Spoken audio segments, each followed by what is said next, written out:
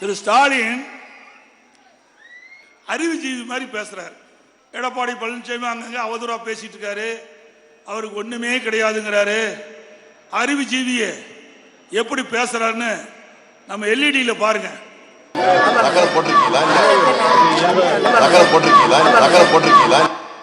சக்கரை போட்டுருக்கான்னு கேட்கிறாரு. இன்றைக்கு தமிழகத்தில் 234 சட்டமன்றங்கள் இருக்கிறது. 234ல ஒரு ஆட்சி இருக்கணும்னா அதுல 50% மேல இருக்கணும்.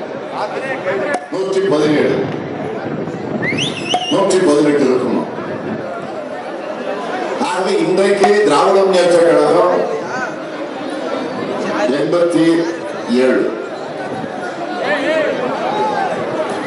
காங்கிரஸ் கட்சி கூட்டணி நம்மோடு 8,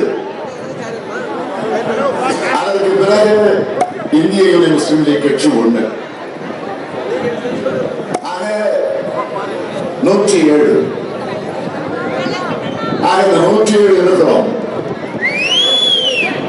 ஆக இந்த 107 நீங்க ஒட்டுமொத்தமாக கூட்டி போட்டு எப்படி சிறப்பா கணக்கு போடுறாங்க. ஜனவரி மாதம் 25ஆம் தேதி குடியரசு நாளில் கவர்னர் சட்டம், அதே போல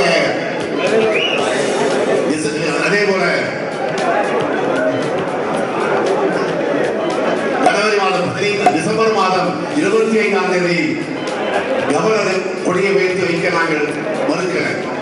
ஆனால் ஜனவரி மாதம் 15ஆம் தேதி